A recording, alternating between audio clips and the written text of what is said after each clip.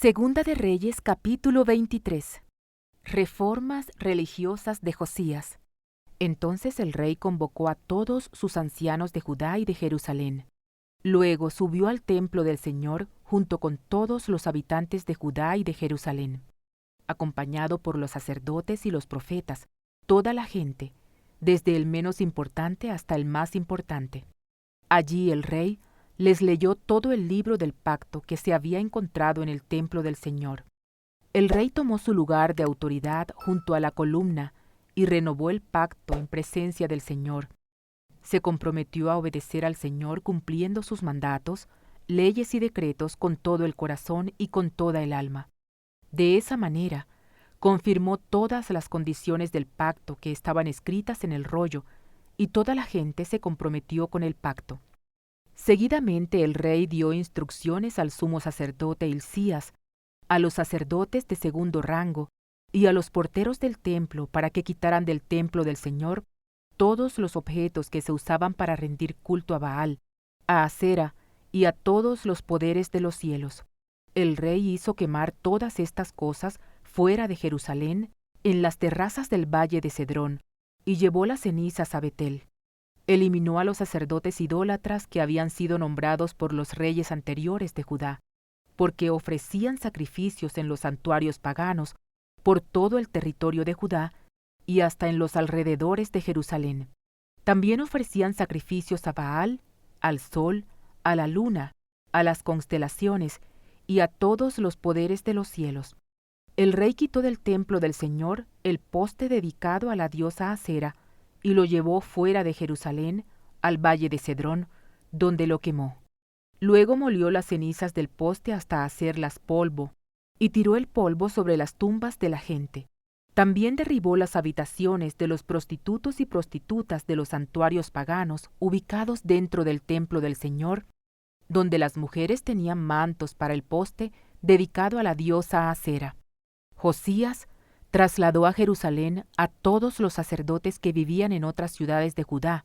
También profanó los santuarios paganos donde habían ofrecido sacrificios, desde Geba hasta Beerseba. Destruyó los santuarios que estaban a la entrada de la puerta de Josué, gobernador de Jerusalén. Esta puerta estaba situada a la izquierda de la puerta principal de la entrada a la ciudad. A los sacerdotes que habían servido en los santuarios paganos no se les permitió servir en el altar del Señor en Jerusalén, pero se les dio permiso para comer pan sin levadura con los otros sacerdotes. Después el rey profanó el altar de Tofet en el valle de Ben Hinnom, a fin de que nunca más nadie lo usara para sacrificar a un hijo o a una hija en el fuego como ofrenda a Moloc. También quitó de la entrada del templo del Señor las estatuas de caballos que los reyes anteriores de Judá habían dedicado al sol, las cuales estaban cerca de las habitaciones del eunuco Natán-Melec, un funcionario de la corte. El rey también quemó los carros de guerra dedicados al sol. Josías derribó los altares que los reyes de Judá habían construido en la azotea del palacio, sobre la habitación de Acaz en el piso de arriba. El rey destruyó los altares que Manasés había construido en los dos atrios del templo del Señor.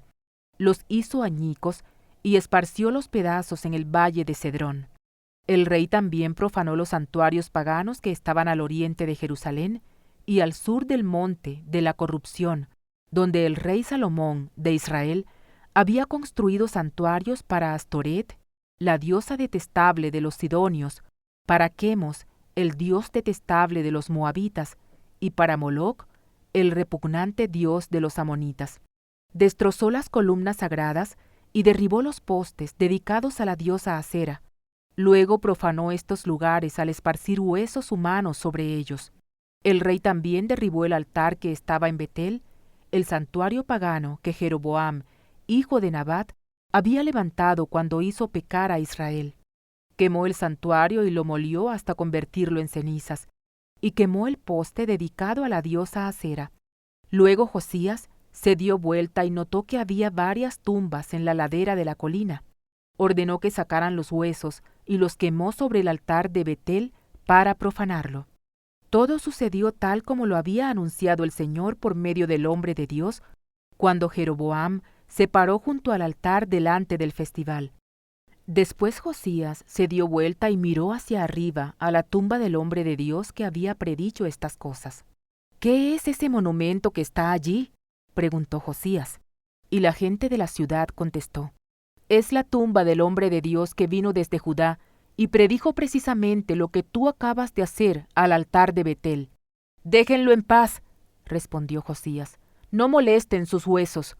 Por lo tanto, no quemaron sus huesos ni los del viejo profeta de Samaria. Después Josías demolió todas las edificaciones que había en los santuarios paganos de los pueblos de Samaria, tal como lo hizo en Betel. Estas construcciones fueron obra de diversos reyes de Israel, y con ellas hicieron enojar mucho al Señor. Por último, el rey ejecutó a los sacerdotes de los santuarios paganos sobre sus propios altares, y quemó huesos humanos en los altares para profanarlos. Cuando terminó, volvió a Jerusalén. Josías celebra la Pascua. Luego el rey Josías emitió la siguiente orden para todo el pueblo: «Ustedes deben celebrar la Pascua para el Señor su Dios, como se exige en este libro del pacto». No se había celebrado una Pascua igual desde la época en que los jueces gobernaban en Israel, ni durante todos los años de los reyes de Israel y de Judá. La Pascua se celebró en Jerusalén en honor al Señor en el año 18 del reinado de Josías. Josías también se deshizo de los médiums y de los videntes, de los dioses familiares, de los ídolos y de todas las demás prácticas detestables, tanto en Jerusalén como por toda la tierra de Judá. Lo hizo en obediencia a las leyes escritas en el rollo que el sacerdote Hilcías había encontrado en el templo del Señor. Nunca antes hubo un rey como Josías que se volviera al Señor con todo su corazón, con toda su alma y con todas sus fuerzas, obedeciendo todas las leyes de Moisés. Desde entonces, nunca más hubo un rey como él. Aun así, el Señor estaba muy enojado con Judá, debido a todas las perversidades que Manasés había hecho para provocarlo.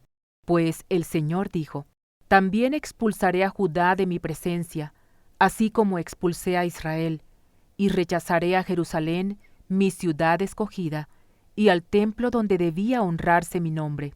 Los demás acontecimientos del reinado de Josías y todos sus logros están registrados en el libro de la historia de los reyes de Judá. Durante el reinado de Josías, el faraón Necao, rey de Egipto, fue al río Éufrates para ayudar al rey de Asiria. El rey Josías y su ejército salieron a enfrentarlo, pero el rey Necao mató a Josías cuando se encontraron en Meguido.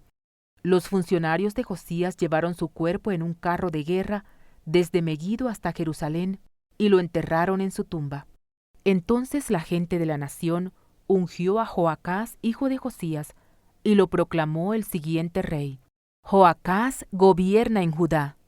Joacás tenía 23 años cuando subió al trono y reinó en Jerusalén 3 meses. Su madre se llamaba Hamutal y era hija de Jeremías de Libna.